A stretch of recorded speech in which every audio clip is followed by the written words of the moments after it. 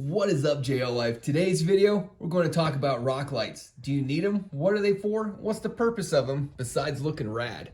Stay tuned.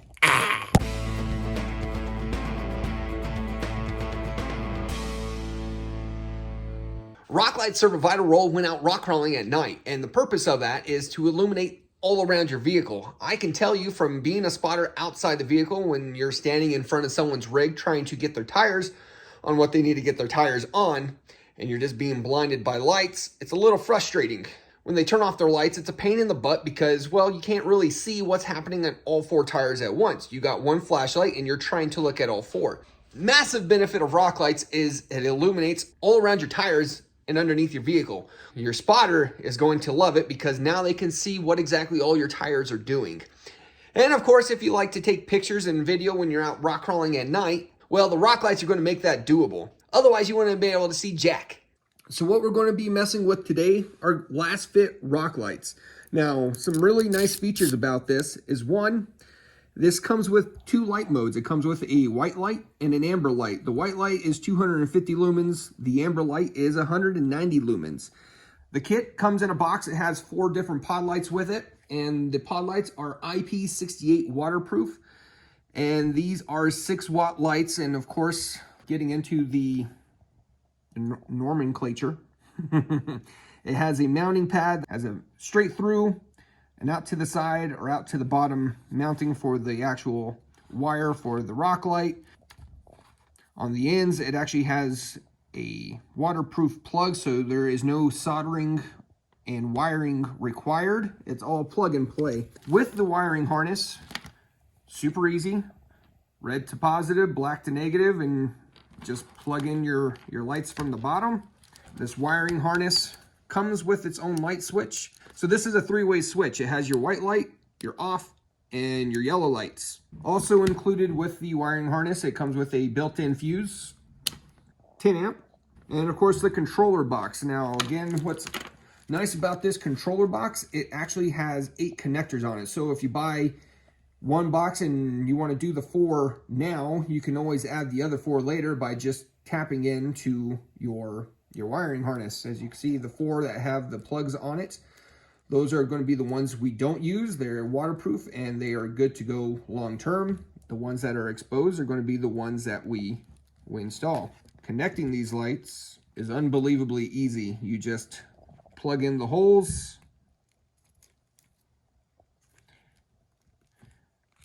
bring the collar cap up, screw it on. That makes your watertight seal.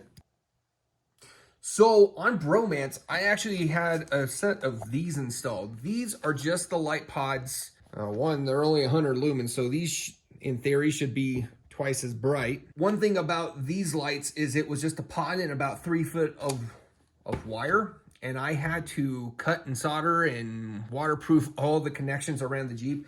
Quite frankly, it was a bit of a pain in the ass. This should turn what was several hours to do into a 30-minute job. And a quick side-by-side between these two, as you can see, the one on the left has 3 LEDs. This one actually comes with 10. I'm going to say the construction feels really nice in the hand. This absolutely feels well built.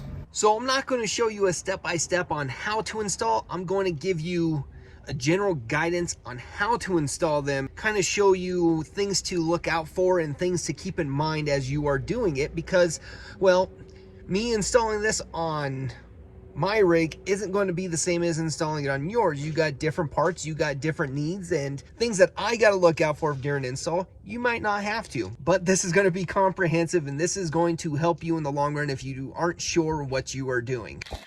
So in the kit, like I said, it comes with a rubber mounting plate, helps absorb vibration and makes it look a lot cleaner and nicer and just conforms to whatever it is you're trying to mount it to. Also included is a bag full of hardware for mounting purposes and a bunch of zip ties.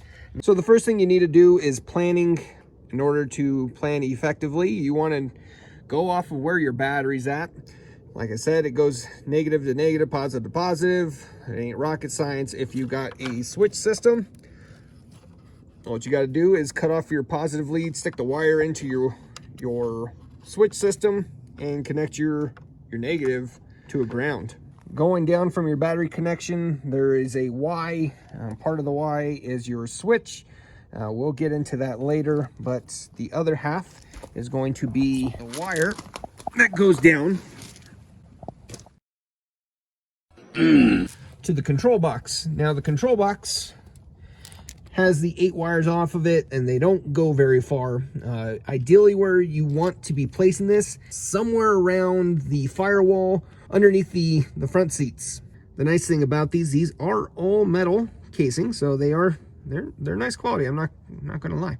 So with the lights, 2 of them have a longer lead and 2 have a shorter. Obviously, the shorter ones are going to be up front. The longer ones are going to be in the back. Now, things to avoid is mounting on the bottom of the frame. Just because this is somewhere that has a tendency of getting hung up on rocks, and if your light is there, it's going to get ripped off. I would also avoid putting them on a perpendicular surface to the ground, because again, you want the lights to point down, not out to the side. Another thing to avoid, exhaust pipes. Exhausts get hot, obviously, and if your wire is touching it or getting close, it's going to degrade the wire and cause the wire to separate and not work. Other things to watch out for are moving parts. Control arms, obviously parts of the engine, your drive line. If it's rotating, you don't want your wires anywhere near it. So ways of installing the rock lights. One, you can use a self-tapping screw. This is actually a really good way if you're trying to access a compartment that you can't get to the back of. Example, right here, just behind the rock sliders, you have this empty compartment underneath the body. What you could do, get your self-tapper and go straight into the metal sheeting, and that would be able to run your line. Run the wire, use the zip ties to attach it, and getting the wire to go where you want. Of course, where I have this one, which is a locker line, it ain't going to get pinched up there, and it's not going to get melted by heat. Another way of mounting the rock lights is actually through a zip tie. If you're in a position where you're trying to clamp it around something,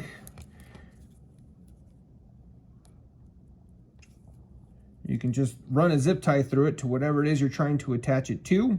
Of course, the ones provided aren't long enough, but that doesn't mean that you can't just link 2 together.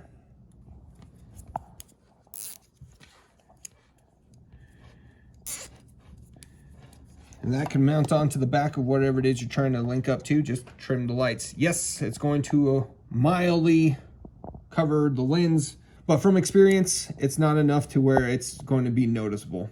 Another quick, cheap, easy way of attaching the rock lights.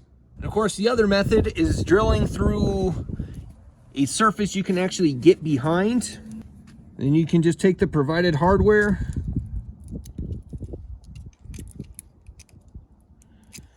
run it through, and attach the bolt onto the back to affix it to whatever it is you want to affix it to.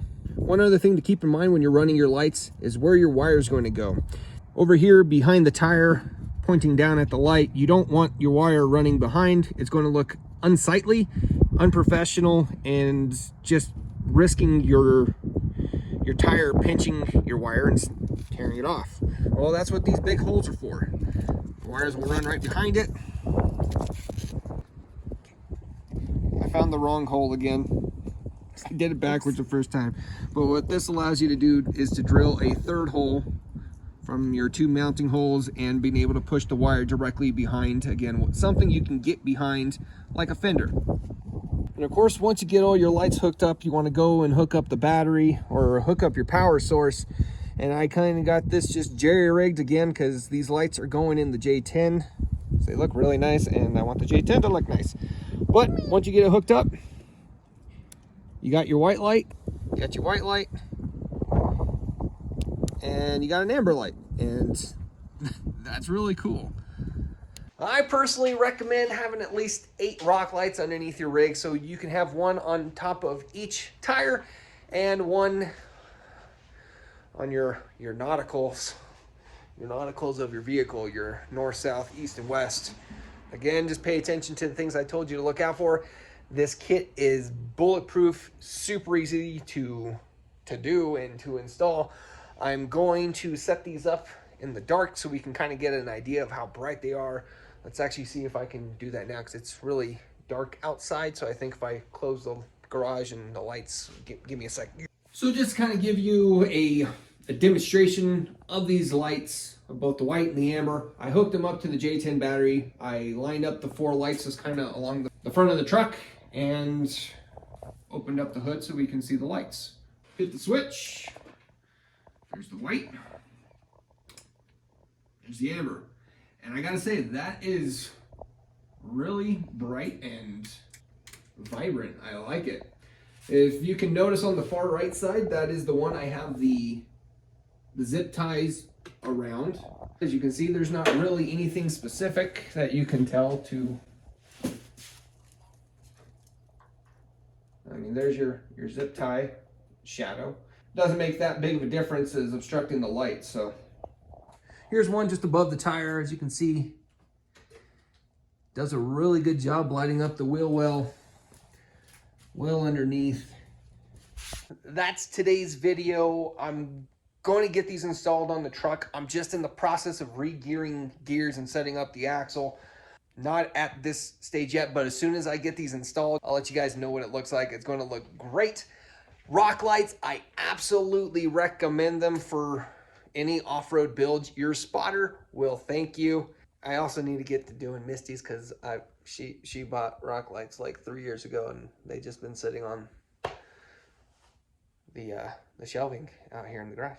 But go check out Lasfit. These are really nice rock lights, and they're actually, as the ones I'm used to seeing, like the cheap China ones that have that really cheap, crappy controller box that you have to plug everything into, and it's plastic and it's bulky and it's big. This doesn't have that. Everything is pretty condensed and simplified, and I'm going to have to order me a second set in order to get the 8 corners all set up and looking mint. But guys, thank you for watching. Hope you enjoyed, hope you learned. If you guys have any questions, please let me know. And a link in the description below to go and find it. Guys, thank you for watching. Until next time, y'all. Keep it easy.